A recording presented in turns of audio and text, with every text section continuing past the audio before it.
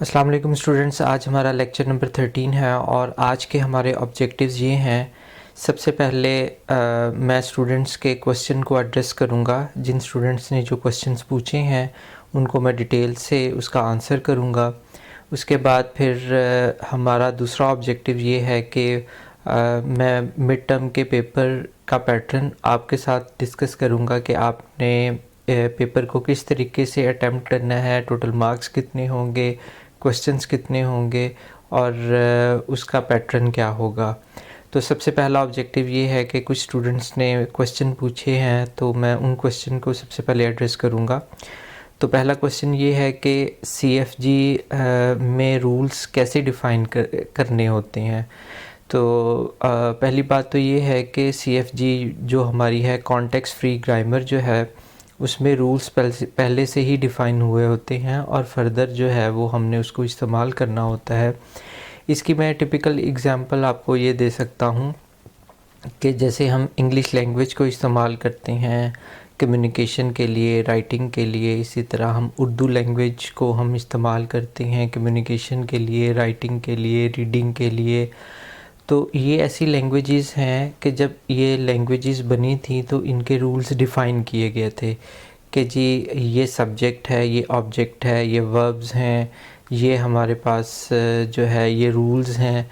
तो जिसने ये लैंग्वेज क्रिएट की थी तो उसने रूल्स भी डिफ़ाइन किए थे। तो उन रूल्स को फॉलो करते हुए ये लैंग्वेज को जो है ना इस्तेमाल किया जाता है। इंग्लिश को या उर्दू को या किसी और लैंग्वेज को हम इस्तेमाल करते हैं। अगर आप कोई ऐसी लैंग्वेज क्रिएट करते हैं तो आप जो है वो उस रूल्स को डिफ़ाइन करते हैं। आप किस तरीके से लैंग्वेज जो है वो जनरेट करना चाहते हैं, आपके ऑब्जेक्टिव्स क्या हैं, तो फिर ये आप पर रिस्पॉन्सिबिलिटी होती है कि आपने उसके रूल्स को डिफ़ाइन करना होता है।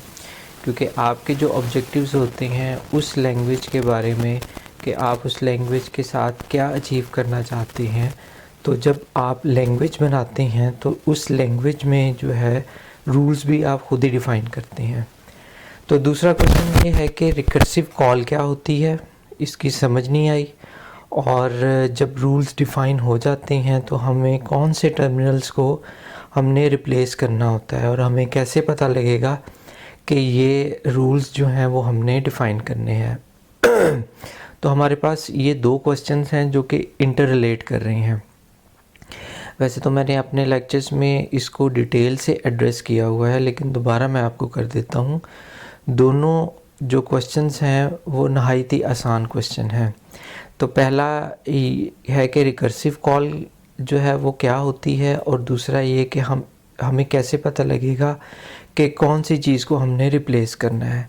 तो इसको मैं इस एग्ज़ाम्पल के साथ जो है वो आपको एक्सप्लेन कर देता हूँ। तो रिकर्सिव का मतलब जो होता है कि किसी चीज़ को बार बार होना। ये जो रिकर्सिव वर्ड होता है ये रिकर्जन से आया। तो रिकर्जन का मतलब है एक चीज़ का बार बार होना। जैसे हमारे पास बी को हमने जो है वो बी एस के साथ रिप्लेस किया, बी को हमने फिर दोबारा बी एस के साथ रिप्लेस कर दिया। तो ये हमारी पहली कॉल थी, ये हमारी रिकर्सिव कॉल है। रिकर्सिव कॉल का मतलब है इसी को हम दोबारा से जो है वो कॉल कर रहे हैं। हम क्यों कॉल कर रहे हैं? क्योंकि हमने एक पर्टिकुलर स्ट्रिंग को जनरेट करना है। पर्टिकुलर स्ट्रिंग क्या है? हमने इस स्ट्रिंग को जनरेट करना है। तो इस क्वेश्चन का आंसर ये है कि रिकर्सिव कॉल क्या है कि हम एक चीज़ को हम बार बार कॉल करते हैं। हम बार बार क्यों कॉल करते हैं? क्योंकि हमारा एक ऑब्जेक्टिव है, हमने किसी पर्टिकुलर स्ट्रिंग को जो है वो हमने जनरेट करना है, इसलिए हम इसको बार बार कॉल करते हैं। और अगर हम बार बार कॉल नहीं करेंगे तो ऑब्वियसली हमारा जो ऑब्जेक्टिव है हम उसको अचीव नहीं कर पाएंगे। अब दूसरा क्वेश्चन जो है इसको भी मैंने काफ़ी जो है वो बार बार एड्रेस किया हुआ है कि हमें कैसे पता लगेगा। हमें इस तरीके से पता लगेगा कि हमारे पास एक स्ट्रिंग है, इस स्ट्रिंग को हमने जनरेट करना है। अब हमारे पास दो ऑप्शंस हैं। हमारे पास ये जो हमारा स्टार्टिंग जो है नॉन टर्मिनल है उसको हम रिप्लेस कर सकते हैं ए बी के साथ और बी ए के पास। अब हमारे पास दो ऑप्शंस हैं, तो हमें कैसे पता लगेगा कि हमने इसके साथ रिप्लेस करना है या इसके साथ रिप्लेस करना है? तो ये तो बहुत सिंपल चीज़ है कि ये हमारे पास स्ट्रिंग है, ये डबल ए की जो है वो सबसे पहले हमारे पास ये टर्मिनल्स आ रहे हैं। तो अगर हम बी ए के साथ रिप्लेस करेंगे तो ये तो हम अचीव नहीं कर सकते। तो ये हमारी पर्टिकुलर स्ट्रिंग बताती है कि किसको रिप्लेस करना है। तो एस को अगर हम ए बी के साथ रिप्लेस करेंगे तो ये हमारे पास टर्मिनल ए और नॉन टर्मिनल दोनों आ जाएंगे। तो इसीलिए हमने बी ए के साथ इसको रिप्लेस करने के साथ नहीं हमने रिप्लेस किया, जबकि हमने इसको ए बी के साथ रिप्लेस किया। अगर हम यहाँ पर देखें तो ये ए बी के साथ रिप्लेस किया है। क्यों किया है? क्योंकि हमने डबल ए की स्ट्रिंग को सबसे पहले हमने जो है वो करना है। तो आई डू होप कि इन दो क्वेश्चन का आंसर स्टूडेंट को मिल गया होगा। फिर क्वेश्चन नंबर 4 है कि जब हम सोर्स कोड लिखते हैं तो हम इसको इंटरमीडिएट कोड में क्यों कन्वर्ट करते हैं, जबकि इसको डायरेक्टली मशीन कोड में जो है हम वो कन्वर्ट कर सकते हैं। वैसे तो ये मैंने अपने लेक्चर के अंदर ही यही क्वेश्चन मैंने खुद ही किया था और खुद ही उसका आंसर दिया था। आई डू होप कि स्टूडेंट ने जो है वो उसको अच्छे तरीके से नहीं सुना। चलें दोबारा से मैं आपको बता देता हूँ। ये हमारे पास कंपाइलर के फेजेस हैं।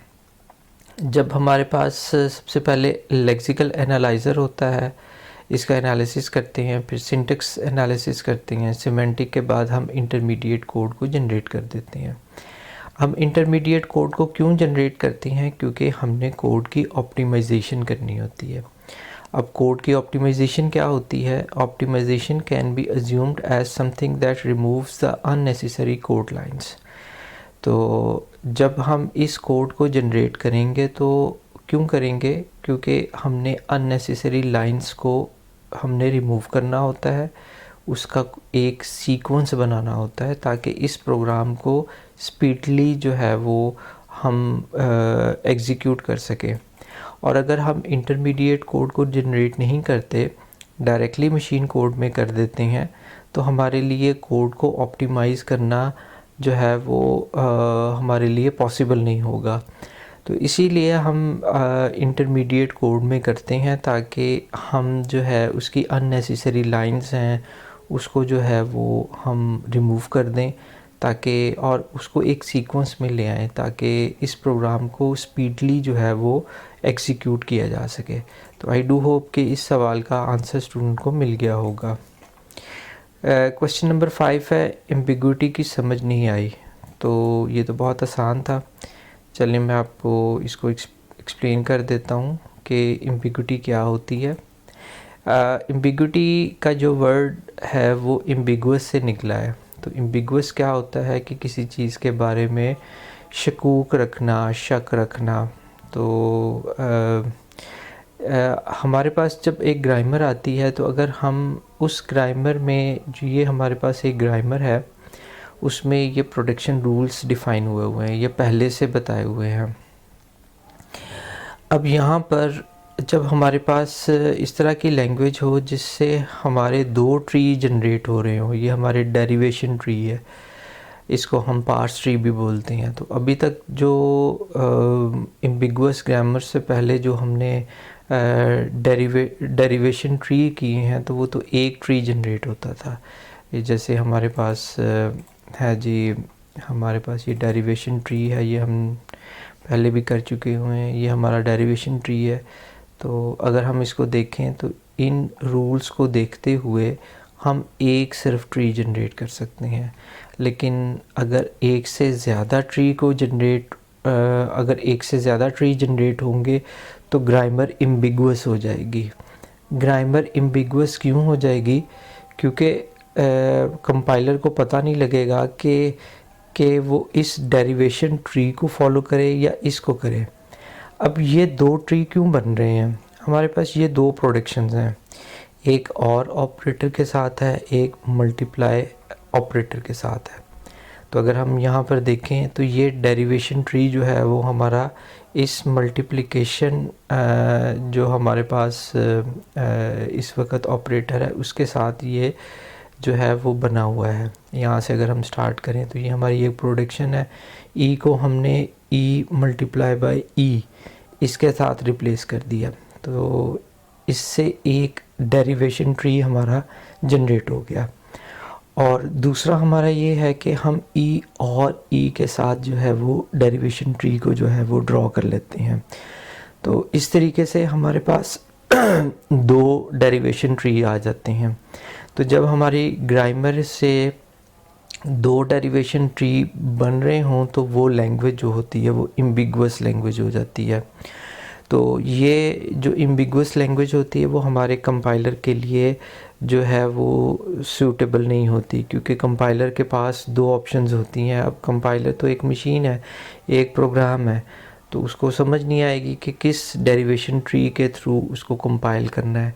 तो फिर हम क्या करते हैं, इस ग्रामर की एम्बिगुइटी को ख़त्म कर देते हैं, या तो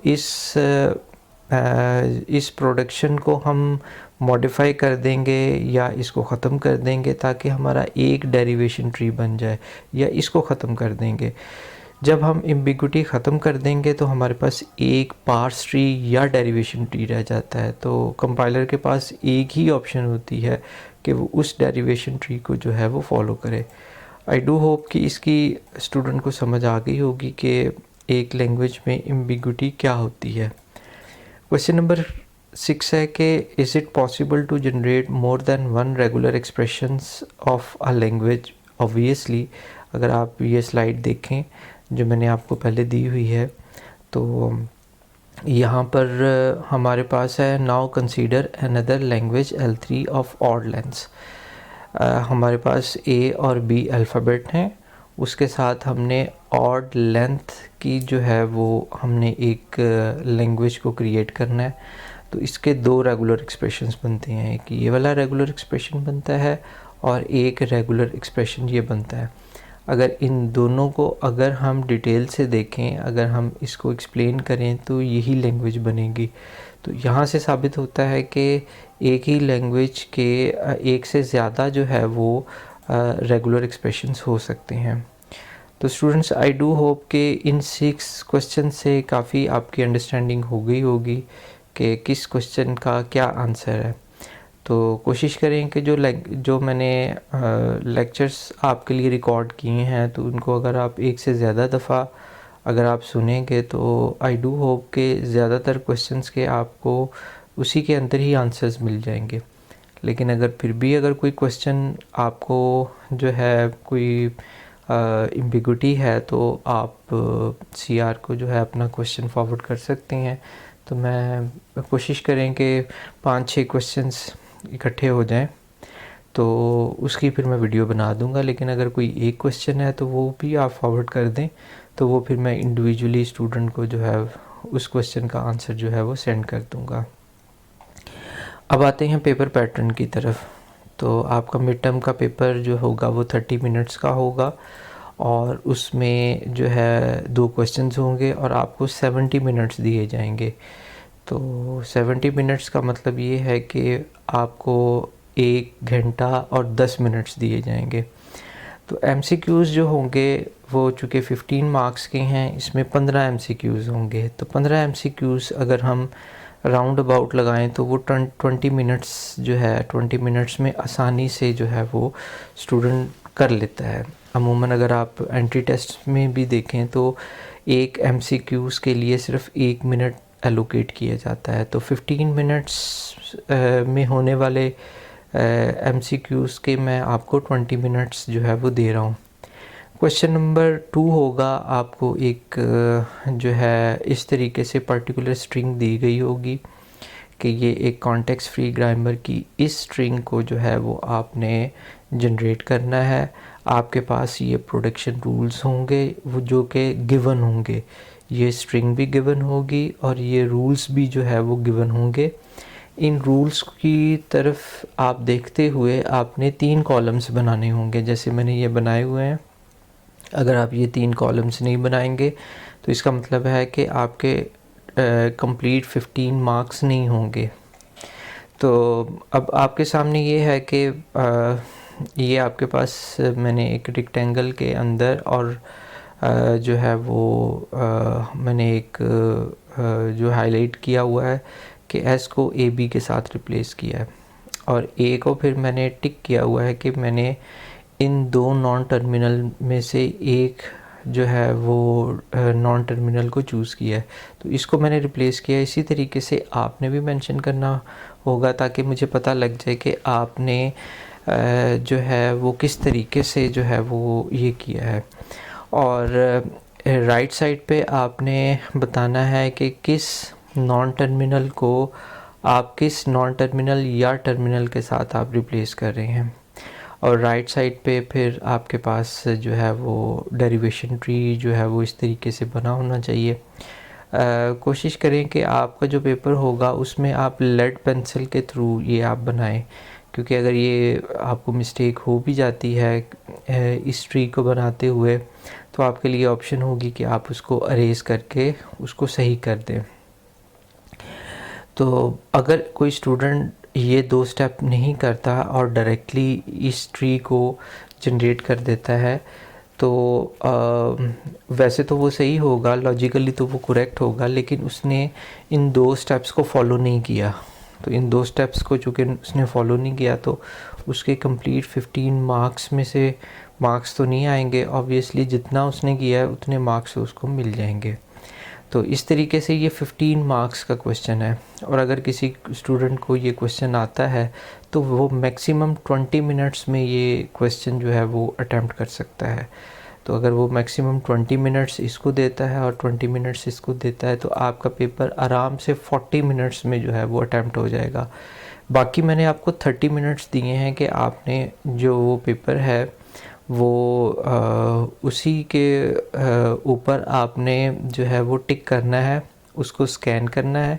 कोशिश करें कि मोबाइल के थ्रू अगर आपने उसको स्कैन करना है तो उसकी जो पिक्चर है वो विजिबल होनी चाहिए। रिकमेंडेड ये है कि वो स्कैनर के थ्रू हो। अगर आपके पास स्कैनर नहीं है तो आप एक अच्छे मोबाइल से उसकी पिक्चर ले सकते हैं। तो पहली चीज़ तो ये है कि आपने विदिन 30 मिनट्स के अंदर आपने जो है उसको स्कैन करके मुझे सेंड करना है और जो मैं आपको पेपर दूंगा आपने उसी पेपर को ही अटेम्प्ट करना है। यानी कि MCQs आपको पेपर पे दिए गए होंगे तो आपने क्या करना है उसको आपने डाउनलोड करना है। डाउनलोड करने के बाद जो है वो आपने उसकी एक हार्ड कॉपी बनानी है, उसी पेपर के ऊपर आपने उसको अटेम्प्ट करना है।